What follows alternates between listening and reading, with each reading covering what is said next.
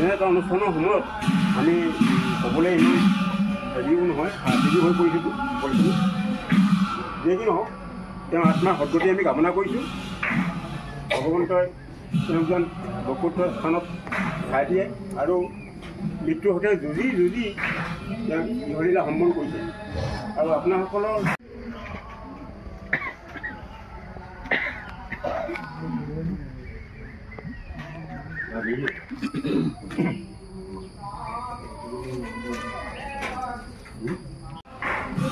পুনৰ পোৱাৰ কোনো প্ৰয়োজন নহয়, যিহেতু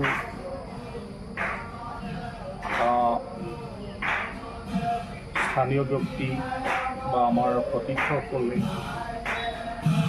এজন আচলতে আমাৰ বন্ধু আমি অকালতে হেৰুৱাইছোঁ। 1982 চনত যেতিয়া আমি স্নাতক পঢ়িবৰ বাবে মানসিকভাৱে নেতা চেতিয়া যথেষ্ট খুব সবল আছিল।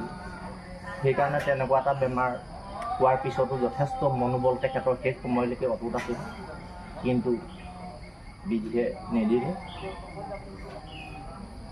তাৰ কাৰণে আমি দুখিত।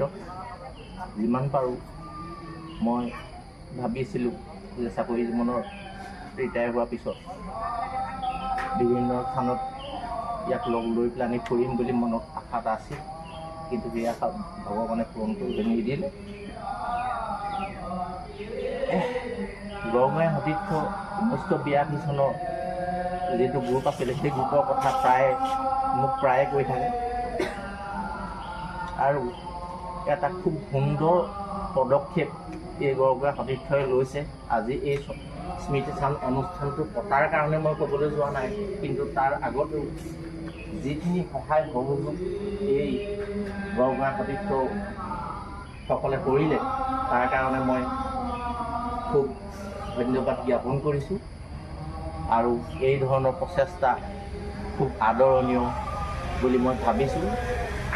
জীয়াই থাকোঁতেই মানুহে আচলতে কৰিব লাগে, কিন্তু সেই জীয়াই থাকোঁতেই এই গড়মূৰীয়া সতীৰ্থই যি সহায় সহযোগ কৰিলে সেইটো সঁচাকৈয়ে আদৰণীয় আৰু প্ৰশংসনীয় পদক্ষেপ। আশা কৰোঁ সকলোৱে এনেধৰণে এই অনুষ্ঠানটো আপোনালোকে জীয়াই ৰাখিব। কি ক'ম? স্নাতক বিজ্ঞান শাখা গড়গাঁও মহাবিদ্যালয়। আমি আৰম্ভ কৰিবলৈ লৈছোঁ স্মৃতিচাৰণ অনুষ্ঠান। যিহেতু তেখেতে আমাৰ লগত 1982 চনত বিজ্ঞান শাখাত একেলগে আমি ছাত্ৰ আছিলোঁ গড়গাঁও মহাবিদ্যালয়ৰ, আৰু সেই উপলক্ষে তেখেতৰ আমাৰ পৰা বিদায় লোৱাৰ বাবে আমি যথেষ্ট দুখ অনুভৱ কৰিছোঁ, দুখিত হৈছোঁ। আমি পৰিয়ালবৰ্গৰ লগত সমবেদনা আজি আদ্য ছাত্ৰ, আৰু তাতে আমি আমাৰ গড়মূৰীয়া সতীৰ্থ 1982 ফালৰ পৰা এটি স্মৃতিচাৰণ অনুষ্ঠান আৰম্ভ কৰিব লৈছোঁ। আৰু ইয়াত উপস্থিত আমাৰ মাতৃদেৱী, তেখেতৰ সহধৰ্মিনী সতীৰ্থসকল আৰু শুভাকাংক্ষীসকল। ইতিমধ্যে আমি নিত্যাক হেৰুৱাই যথেষ্ট শোকাহত হৈছোঁ।